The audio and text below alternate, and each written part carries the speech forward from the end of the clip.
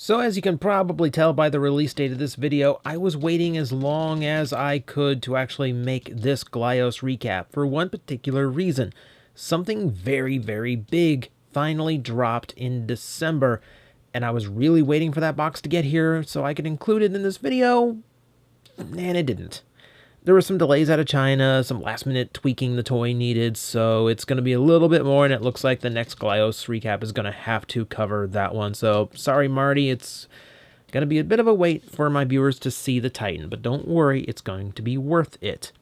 But that's not to say we don't have things to talk about, because a lot of Glyos producers got things out in the month of December.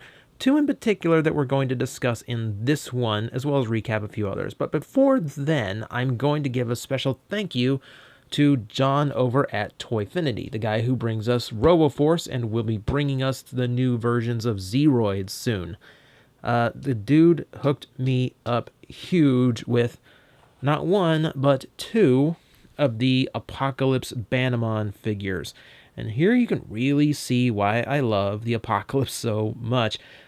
That flat black and the bright red piercing through and all the panel lining. This looks absolutely stellar. I love the look of these guys.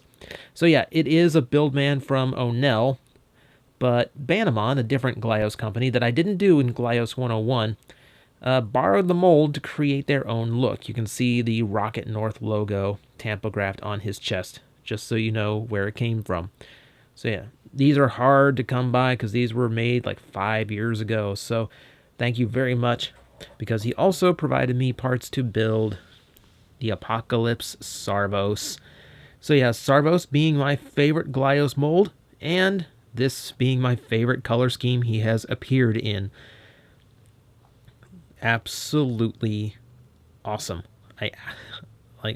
This was my #1 wanted Glyos figure, so I'm absolutely thrilled, and I really appreciate the help from John getting a hold of this. I got even parts to build a few different combinations, different Traveler variations.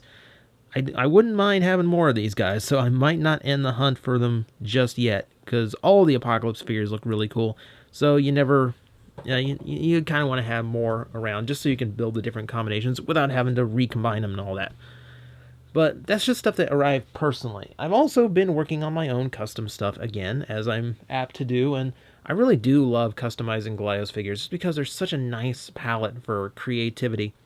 And for this one, I got a little bit retro. So, this is a Kabuto Mushi. It was originally a completely clear Kabuto Mushi, because I feel clear is made to be customized. So, yes, if you've seen my previous Toysember reviews, yeah, this is based on the Metaluna mutant from this Island Earth / MST3K to the MST3K, the movie. I absolutely love this alien, and it turns out Marty, who makes the Kabuto Mushi, also really likes that alien. Did not know that before this, so that worked out really, really well. Again, these things work really nice for creating homages like this. You guys know my love of the mutant. Really, really fun. Really fun challenge, too, because there's so many deep grooves across this toy. It was really difficult to get things painted, especially to keep a panel lining in there and not accidentally blot it out. I'm already working on the next custom, which I'll hopefully have done by the next Glyos recap, and that one's also special to me. And for video game fans out there, especially Nintendo fans, it's going to hit home a little bit, too. So I hope that'll be done in time to show off for the next one. But all that out of the way, that's just some cool stuff I got and some cool stuff I made. So, let's get to the meat of the video. If you were not paying attention to the world of Glyos in the month of December 2015, this is what you missed. I'm just getting silly with that now. So, this is the official release of the brand new Weaponeers of Mon-Ka in the super shiny red and the super shiny silver. I made these in the last Glyos recap video because they launched at DesignerCon in November. Now they are available to the public, so if these look appealing to you, or if you want to try out a Weaponeer, because these are very, very easy Glyos figures to build with, those are available right now. As always, there's links in the description to all the Glyos producers that I have mentioned and all that. So if anything strikes your interest or you want to see if something here is still in stock, you can check the links in the description. This is also the month of the official release for the new AV robots in the flesh and clear. I've got a bunch of these clear, so you might see some paint jobs for him down the line as well. So once again, released at DCon and now available publicly. So again, link in the description. One of the big things that I actually got in December is something I've been waiting on for a while, because Toyfinity actually produces some Glyos figures on pre-order, and it's one of the few companies that do. You pre-order, and only the pre-orders get what you only get that particular release of a figure. And this time they did something extremely special. And that is, you know how I told you Banamon borrowed a mold? Toyfinity borrowed a mold. In fact, they borrowed the Weaponeer. And two together created this beast. This is Ultimate Cruel, in, I believe to be, the official Toyfinity combination for the character. He didn't post clear instructions, just a whole bunch of photos. So yeah, he is big and buff and heavily armed all over. The figure itself is heavily painted. You can see panel lining detail on everything, and a lot of different surfaces painted. You can see paint all the way through the treads, paint here, all the panel lining all the way through. This is just the treads. Look how much is painted here in the back. Look there. There's one of the chest pieces. Look how much. Look, here's another chest piece. Look at all that paint. Look at all that paint. It can also be a head because RoboForce rolls that way. And then, of course, there's an entire Weaponeer built into it as well. Now, this is the official combination, which uses just about every single part on these toys in order to create the look of this figure and to get the big, muscular meat hooks that the original RoboForce Cruel was known for. So, that is an extremely cool thing. Now, this design you can give or take. I'm probably going to break it down into its individual Weaponeer and RoboForce figure after this. And actually, that's a good thing. Hang on. Last minute change. It's going to go dark as I pass in front of the camera, because... Yep. Alright, back now. Because I kind of forgot to grab this. Here, this is a good example here. So, that was one of the figures that was available for the pre-order, because I need more Weaponeers, and this is one line I'm like completist about. So I really, really love these guys. So now I've got heavily painted ones too, which is actually kind of cool. And I want to break this guy down so I can get at the other one.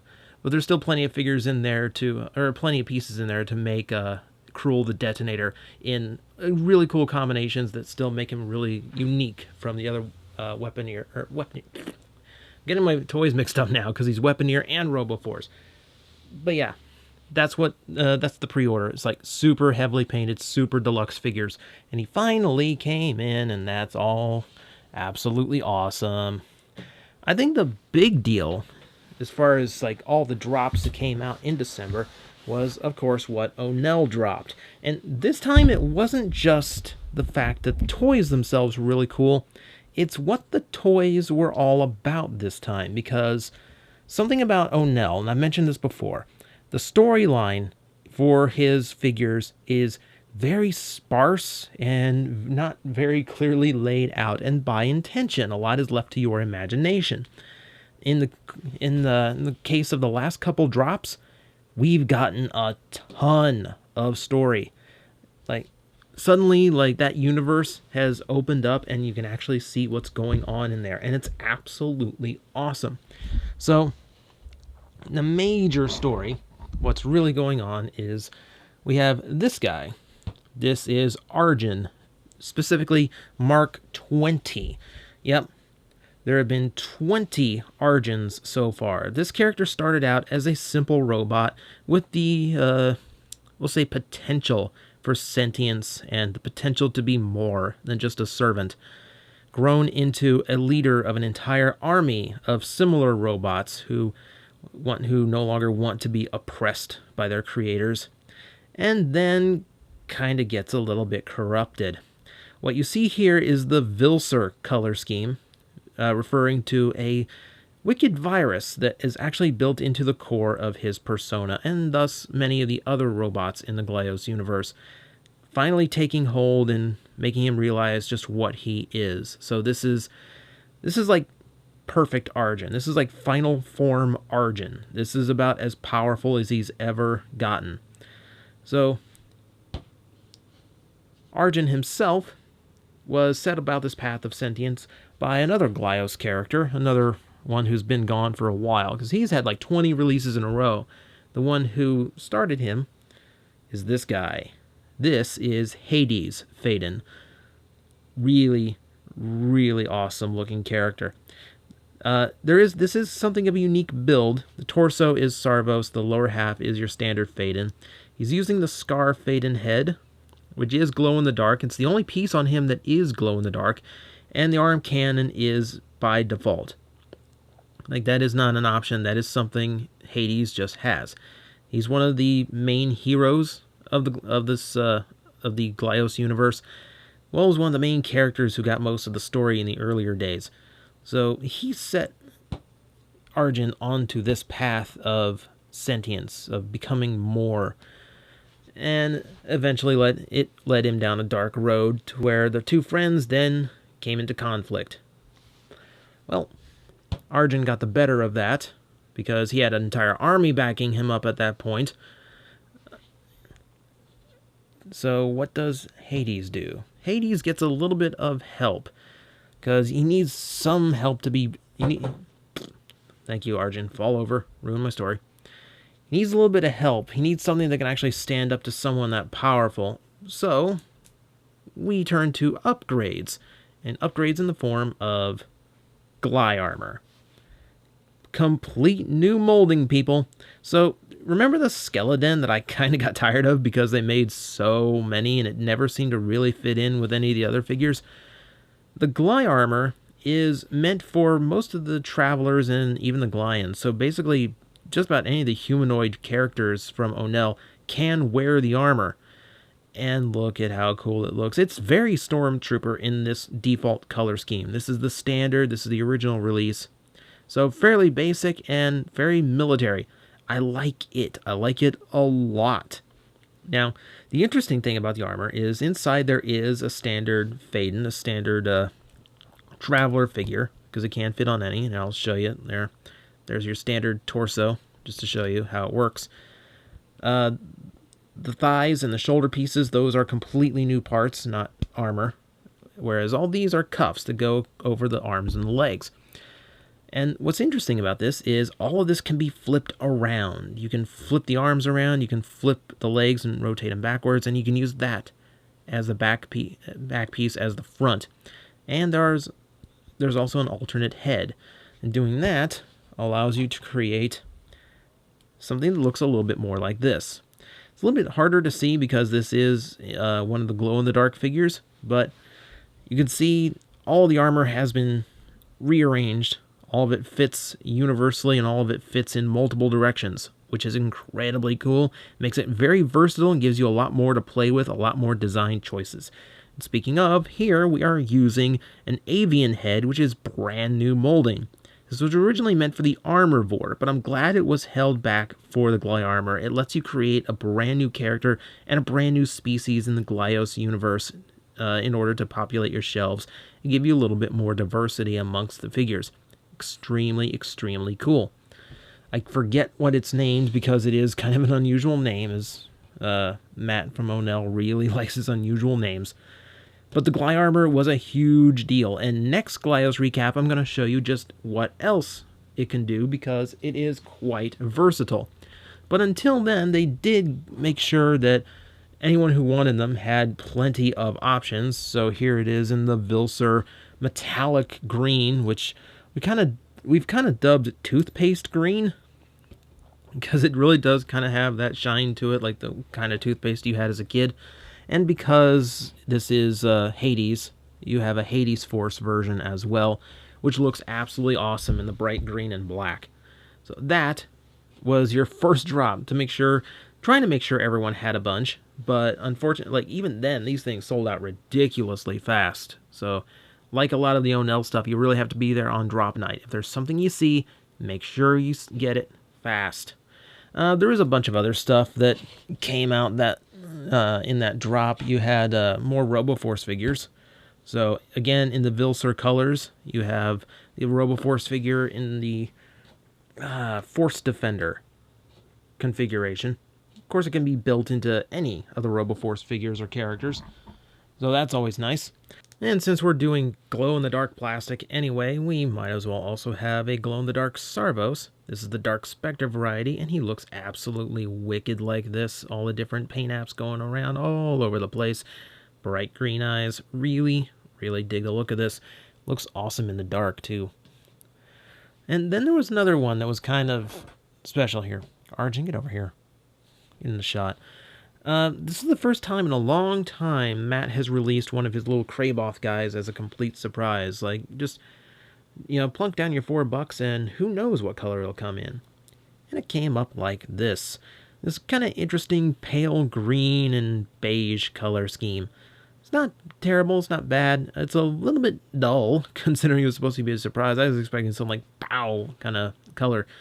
But it's not bad for what it is. It's simple. There's no real harm in it, and it was kind of fun, just like knowing that I had some really well painted Kraboth, because you always get surprise Kraboths when you order from O'Neill. So, and they're usually unpainted, so this was a neat little surprise. There's been a lot of stuff coming out of surprises lately. They haven't been doing the drop menus like they usually. Usually they give you a menu of all the stuff that they're coming out with, and there was only a few little question marks on it. Lately, it's been no, just here, you're here now, here's a ton of stuff for you to get. So that, my friends, is Glyos in the month of December, along with all the stuff that was technically a November release that we already talked about. So I unprofessionally crash into everything trying to reach for figures. So, once again, Glyos always has a ton going on, and there's always a lot of different variety and always new things coming out. Next month, we've got not one, but 2 brand new molds to show off. There's a lot of new stuff coming down the pipe, and that's just the stuff that I have now. Man, this just never ends, guys. Like, they just keep on coming. And I love it, because there's a lot of artistic expression going on here, and a lot of cool stuff to play with. So, if you enjoy it, I will see you for next month's recap.